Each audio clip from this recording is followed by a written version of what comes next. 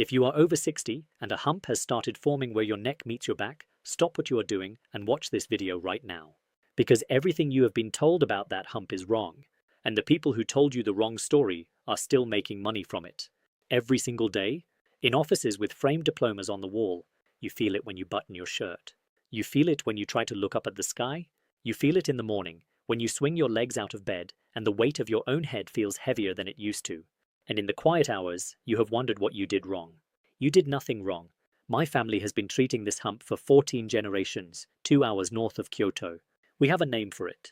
A name that does not exist in any Western medical textbook. Your doctor does not know that name. He has 14 minutes with you.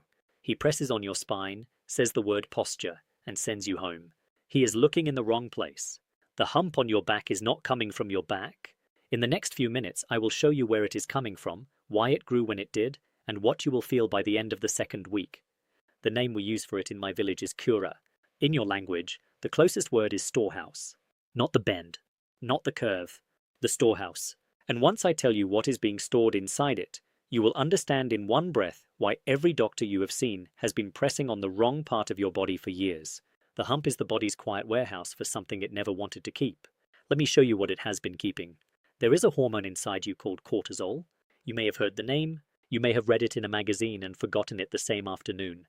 But cortisol is the one substance in your body that decides, every single day, whether your shoulders sit where they used to sit when you were 40, or whether they round forward and pull the soft tissue up behind your neck like fabric gathered in a fist. When you were younger, your body knew how to release cortisol and then put it away. Something would frighten you. A car would stop short in front of yours. The phone would ring at the wrong hour. Your body would pour out cortisol, your heart would climb into your throat, and then within a day, sometimes within an hour, your body would sweep the cortisol out of you and you would rest. But somewhere between 50 and 60, that sweeping stopped. Not all at once. A little at a time. Year by year, the body kept releasing cortisol the way it always had, but it stopped clearing it the way it used to. And the body cannot leave cortisol just floating inside it. The body has to put it somewhere. So the body chose a soft, quiet place to set it down. It chose the soft tissue at the base of your neck. That is your hump. That is the kura. You are not bent. You are not broken. You are not getting old in the way they told you. Your body is holding something it was never meant to hold for this long. And now I have to tell you the part nobody has ever drawn for you. Because if I stopped here, you would still not know what to do, and another year would pass and the storehouse would grow a little fuller. The cortisol is not coming from your mind. It is not coming from your stress. It is not coming from the worries you have about your children or your savings or the small pains you do not tell anyone about. Those things matter, but they are not the source. The cortisol is coming from your gut. I will say it again because almost no one has ever said it to you. The cortisol that is building the hump on your back is coming from your gut. There is a road of nerves running from the lining of your gut up to the two small glands that make cortisol. That road carries more signals every minute than the road between your gut and your own thinking brain. More than your brain. Your gut is talking to the cortisol factory all day and all night, and the cortisol factory listens to whatever the gut tells it. When the gut is settled, the gut sends one message. All is well, and the factory stays quiet. When the gut is unsettled, when the lining has worn thin, when the bacteria that should be living there have been dying off for years from the food and the medicines and the slow drying of the body that happens after 60, the gut sends a different message. Something is wrong. I do not know what. Something is wrong. The cortisol factory does not ask questions. It hears the message and it works. It works for a day. It works for a week. It works for 30 years. And every drop of cortisol it makes in those 30 years, your body sets down in the storehouse at the base of your neck. This is why nothing you have tried has held. The pillow was aimed at your neck. The brace was aimed at your shoulders. The exercises were aimed at your muscles. The cream was aimed at your skin. Every single thing was aimed at the back of your body. And the trouble was sitting in the middle of your body, under your ribs, for half of your life. And every month you spent aimed at the wrong place, the storehouse grew a little fuller. I have watched this happen for 40 years. I do not want it to happen to you for one more season. Let me tell you about a woman named Margaret. She was 67 when she came to me, a school librarian from outside Cleveland, Ohio, for 31 years. She had a small dog named Biscuit, and she told me about Biscuit before she told me about the hump, because that is the kind of woman she was. On her second visit, after she had stopped being polite with me, she told me the thing I want you to hear. She told me that the Christmas before, her granddaughter had asked her to be in one photograph. Just one. And Margaret had said no, and she had walked into the kitchen, and she had stood at the sink for a long time looking at nothing.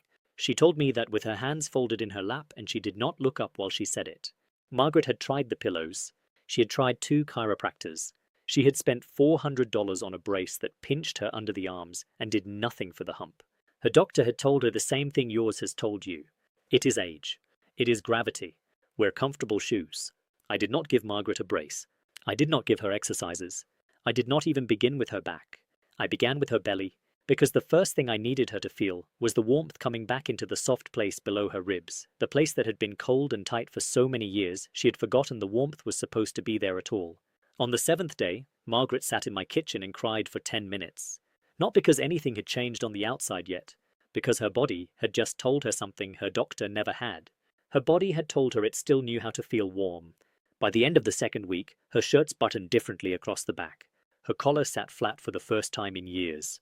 By the end of the 1st month, her daughter asked her if she had lost weight in her face, which is what happens when the gut settles and the cortisol stops holding water in the body the way a fist holds a held breath. By the end of the 3rd month, she sent me a photograph of herself in her front garden, holding Biscuit, looking straight at the camera, with her chin level and her shoulders sitting where they used to sit when she was 30 years old. That photograph is in a drawer in my kitchen. I keep it where I can see it on the mornings when someone new comes in with the same hump and the same hands folded in the same lap. What I did with Margaret is what I am about to tell you, because almost no woman over 60 has ever been told this in plain words. To quiet the gut needs 3 things at the same time. Not 1. Not 2. 3. It needs living bacteria, the kind that have lived inside human bodies for 10,000 years. The kind that were in the food your great-grandmother ate before the food got clean and the bacteria died with it. It needs the fiber that those bacteria eat. Because a bacteria with no food in your gut is a bacteria that dies in your gut by morning. And it needs the healing compounds those bacteria make once they are fed, the quiet acids and proteins that walk along the lining of your gut and tell it to close, to seal, to stop sending the alarm. A pill with one of the 3 is like sending one carpenter to a house with no roof. The house does not get built.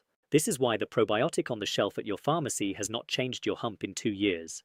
It was never going to. It was one carpenter. There is one drink my people have made for as long as anyone in my family can remember that carries all 3 at the same time, the way our great-grandmothers carried it, in the same proportions, made the same slow way. It is kombucha. I make my own kombucha at home because I have the time and the knowledge. But for everyone watching online who can't brew their own, I give BoochBod Kombucha Gummies. The link is in the description, or you can search BoochBod Kombucha Gummies on Amazon. When the gut quiets, the message changes. When the message changes, the cortisol factory stops working overtime. When the factory stops working, the storehouse stops being fed every night while you sleep. And the body, slowly, gently, in the order it built the hump, begins to take it apart. The women who have walked this road come back and tell me the same things. That their husbands stopped reaching out to straighten them in photographs because they no longer needed to. That their grandsons climbed onto their shoulders for the first time in 5 years, and the body held the weight the way it used to. That they could feel the back of their own neck against their own hand again, and they had not felt that in so long they had stopped looking for it. Margaret is in her garden somewhere this morning. Biscuit is probably with her. She is looking up at her own sky with the weight of her own head sitting where it is supposed to sit. She did not do anything you cannot do. The same road is open to you. But late is not the same as never, and every season you wait is a season the body forgets a little more of how to put the cortisol away on its own. The body at 70 and 75 and 80 still knows how to do this work, but only while the door is still open, and the door does not stay open forever. You are not too late. You are exactly on time. Today, this week, while your body is still listening. If this has helped you, subscribe to this channel. Share it with someone who has been quietly carrying this, and leave me a comment below. I read every single one.